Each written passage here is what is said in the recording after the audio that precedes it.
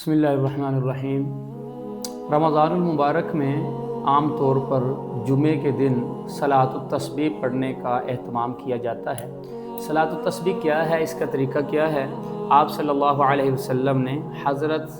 عباس رضی اللہ عنہ کو اپنے چچا جان کو فرمایا، اے چچا جان، کیا میں آپ کو ایک تحفہ نہ دوں؟ انہوں نے کہا، اللہ کے رسول ضرور۔ آپ نے فرمایا کہ یہ ایسا تحفہ ہے کہ اگر تم یہ عمل کرو گے تو اس کے ذریعے اللہ تعالیٰ تمہارے ہر قسم کے گناہوں کو معاف فرما دے گا، اولہ و آخرہ،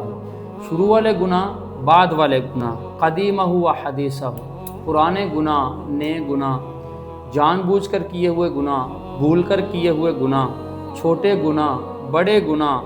چھپ کر کیے ہوئے، ظاہراً کیے ہوئے، یعنی یہ 10 الفاظ آپ صلی اللہ علیہ وسلم نے فرمایا، جس کا خلاصہ ہے کہ تقریباً ہر طرح کے گناہوں کو اللہ معاف فرماتا ہے اس ایک نماز کی وجہ سے۔ آپ نے پھر ان کو نماز کے بارے میں طریقہ بتایا جو مختلف روایات میں آتا ہے۔ تو اس کا طریقہ جو ہے، اس نماز میں 4 رکعت والی نماز ہوتی ہے صلاۃ التسبیح۔ اس نماز میں ہم نے 300 دفعہ یہ تیسرے کلمے کے جو الفاظ ہیں، سبحان اللہ والحمد للہ ولا الہ الا اللہ واللہ اکبر، یہاں تک اس کو ہم نے 300 دفعہ 4 رکعتوں میں پورا کرنا ہے۔ ہر رکعت میں 75 دفعہ اس کو پڑھا جاتا ہے، اور الحمدللہ شروع کرنے سے پہلے،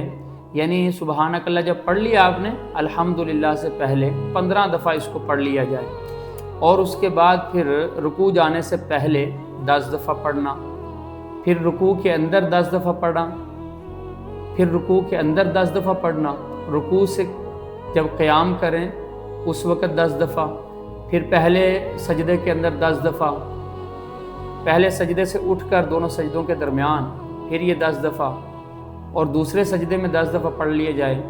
اور دوسرے سجدے سے اٹھ کر کھڑے ہونے سے پہلے 10 دفعہ پڑھ لینا۔ تو اس طرح ایک رکعت کے اندر 75 دفعہ یہ سبحان اللہ والحمد للہ ولا الہ الا اللہ واللہ اکبر یہ پڑھا جاتا ہے۔ تو اس طرح جب آپ 4 رکعتیں اسی طریقے سے آپ کمپلیٹ کریں گے، مکمل کریں گے، تو یہ 300 دفعہ مکمل ہوگا۔ تو اس کی فضیلت فرمایا کہ اس کے ذریعے اللہ تعالیٰ آپ کے ہر طرح کے گناہوں کو معاف فرما دیں گے۔ اور آخر میں آپ نے فرمایا کہ اے چچا، اگر ہو سکے تو دن میں 1 مرتبہ ضرور پڑھ لو، اگر دن میں نہیں پڑھ سکتے تو ہفتے میں یعنی جمعے کو پڑھ لو، اور اگر ایک جمعے میں نہیں پڑھ سکتے تو کم از کم 1 مہینے میں پڑھ لو، اگر 1 مہینے میں نہیں پڑھ سکتے تو سال میں 1 مرتبہ پڑھ لو، اور اگر سال میں بھی نہیں پڑھ سکتے تو کم از کم زندگی میں 1 مرتبہ اس کو ضرور پڑھ لو۔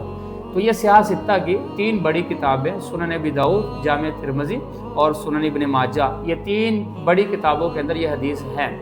بعض علماء نے اس کو ضعیف بھی کہا ہے، لیکن اکثر علماء جو ہے اس پر عمل کرتے ہیں اور فضائل کے اندر اس کو قابل عمل قرار دیتے ہیں۔ اس کے متعلق ایک بات وہ بھی ذہن میں رکھنی چاہیے کہ یہ جماعت کے ساتھ نماز پڑھنا، صلاۃ التسبیح، یہ نبی صلی اللہ علیہ وسلم سے ثابت نہیں ہے، اور نہ ہی کسی بڑے صحابہ سے اس طرح جماعت کروانا تسبیح کی وہ ثابت نہیں ہے۔ کچھ فقہ حنبلی اور شافعی والے جو علماء ہیں، انہوں نے اس کی جماعت کو جائز قرار دیا ہے، لیکن چونکہ جو اکیلے پڑھنے میں کوئی اختلاف نہیں ہے، کوئی اس کے اندر پریشانی کی بات نہیں ہے، اس وجہ سے کوشش کرنی چاہیے کہ ریاکاری سے بچتے ہوئے، یہ نفلی عبادت ہے، اس کو اکیلے پڑھنے کی کوشش کرنی چاہیے۔ رات میں پڑھیں، دن میں پڑھیں، جب بھی کوئی نفل کا ٹائم ہے اس میں آپ صلاۃ التسبیح پڑھ سکتے ہیں۔